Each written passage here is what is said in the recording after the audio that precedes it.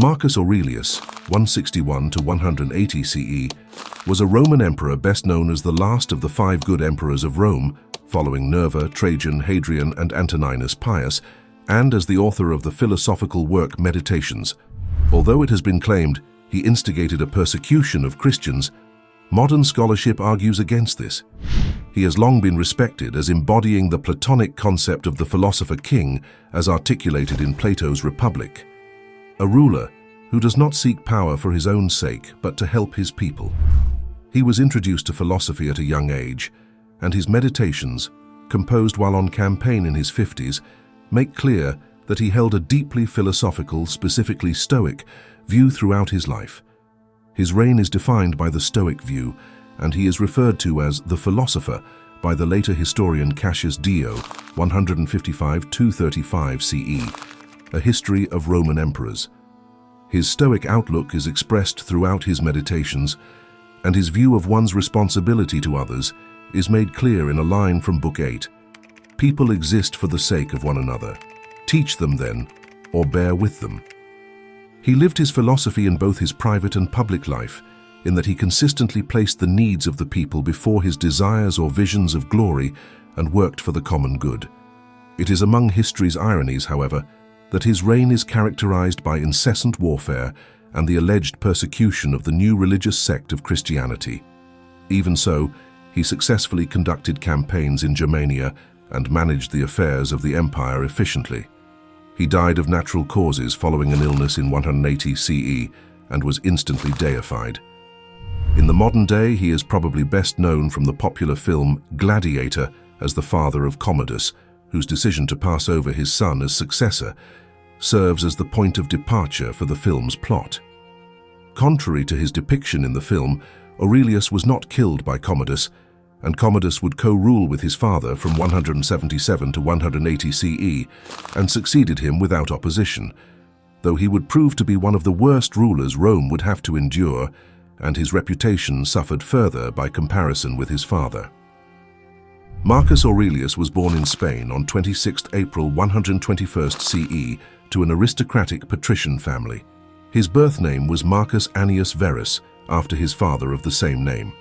His grandfather and great-grandfather on his father's side were senators, and his mother Domitia Lucilla, known as the Minor 155–161 CE, also came from a wealthy and politically connected family. Aurelius's father died in 124 CE, and he was raised primarily by nurses and his grandfathers. Events from his early life are suggested by comments he makes in his Meditations, from correspondence between himself and his teacher Fronto, and from the Historia Augusta, which, though often considered unreliable, is still cited by scholars when certain passages seem probable. Details of his younger years, therefore, are scarce, but it is assumed he would have been brought up by traditional patrician practices, learned Greek at the same time he was learning Latin, and would have been groomed for a public life in rhetoric and oratory. When he was in his early teens, around 132 CE, a teacher named Diognetus introduced him to philosophical texts.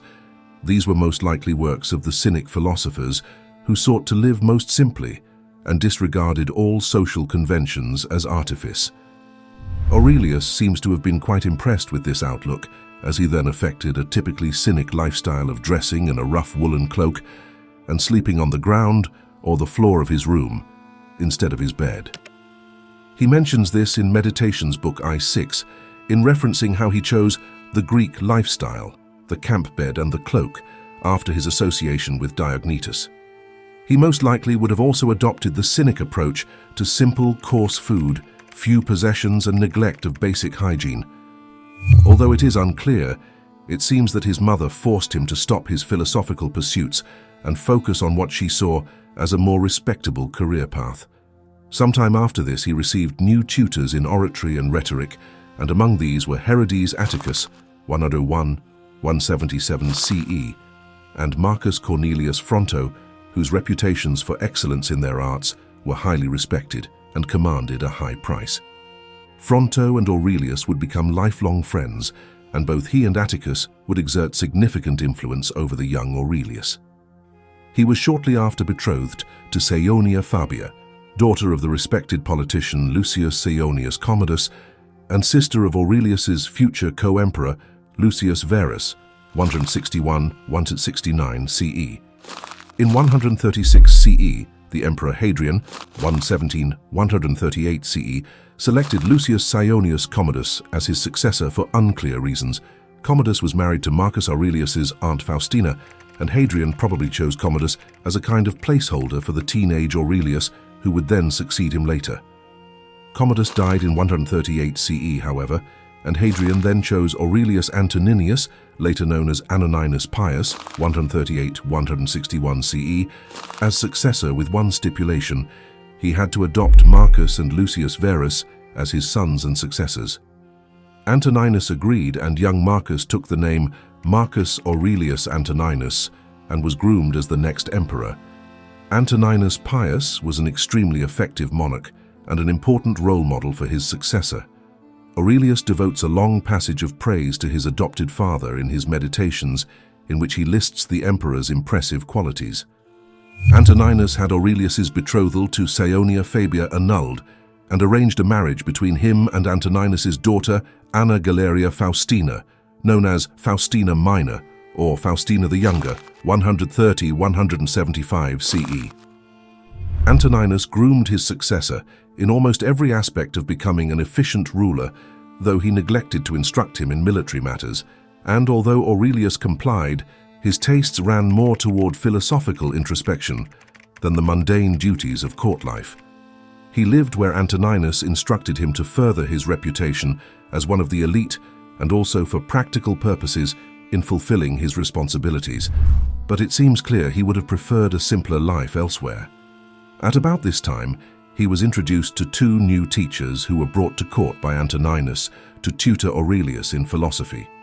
These were Apollonius of Chalcedon and Quintus Junius Rusticus, 100–170 CE, one of the greatest Stoic philosophers of his day. In his Meditations, Aurelius praises both men highly and lists the many important lessons he learned from them. Epictetus, 50–130 CE, was the author of the Discourses and Enchiridion. Famous lectures on Stoic principles and practice, and the Logos was the binding force in the universe which caused all things to be and kept all running harmoniously. If one concentrated one's focus on the Logos, the Stoics claimed, one could live peacefully because one would realize that everything which happens is natural.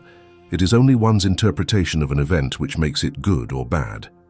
Although Fronto strongly objects to Aurelius's interest in Stoicism in his letters, his former student embraced the philosophy fully and would put the principles he learned from his teachers into effect once he came to power. In March of 161 CE, Antoninus Pius died, and the Senate elected to Aurelius as the new emperor. In keeping with Hadrian's original designs, however, Aurelius refused the honor unless Lucius Verus was elevated as co-emperor with him. His request was granted, and Aurelius and Verus began their reign by instituting programs to help the poor and rewarding the military with more pay and greater honor. They encouraged free speech, the arts and education, and boosted the economy, at least for a time, by debasing the currency. The two emperors quickly became immensely popular with the people. Aurelius continued to hold fast to his Stoic principles as emperor, but Verus, who had always been more extravagant, indulged himself through lavish parties and expensive gifts to friends. The Historia Augusta records one such especially notorious party at which Verus gave out gold, silver and gemmed bowls, golden vases in the shape of perfume boxes, carriages with silver harnesses, as well as many more luxuriant gifts, and the entry concludes, "The cost of this dinner party has been estimated as 6 million sestertii, around 60 million. When Marcus heard about this party, he is said to have groaned and wept for the fate of the world. In late 161 CE, the Parthian king Vologases IV, 147–191 CE, invaded Armenia, which was under Rome's protection, and the Roman province of Syria revolted. Verus had more military experience than Aurelius, and so took charge of the campaigns in the east personally. It is also thought that Aurelius may have manipulated Verus into going to curtail his extravagant parties. The Parthian Wars would last until 166 CE and concluded with a Roman victory. This success was due not so much to Verus, but to the general Gaius Avidius Cassius, 130-175 CE, who brilliantly deployed the troops and devised the tactics. While Verus was away on campaign, Aurelius remained at Rome and, by all accounts, performed his duties with distinction. He adjudicated court cases, reviewed and passed laws which benefited all the classes of Rome, and dealt with the various requests and difficulties that came in from the provinces. It is also during this time that he is alleged to have persecuted the new sect of Christianity, which refused to honor the state religion and disrupted the social order. Although it is clear that Christians were persecuted during Aurelius' reign, modern-day scholars increasingly claim that he did not decree them. Antoninus Pius had issued edicts protecting the Christians, and so, it seems, did Aurelius. The persecution of Christians seems to have been orchestrated by regional governors, as suggested by the Apology for Christianity by Melito of Sardis, 180 CE, which he sent to Aurelius, asking him to intervene. It is possible Aurelius never received the work, or at least there is no record of a response, and regional persecutions continued through at least 180 CE,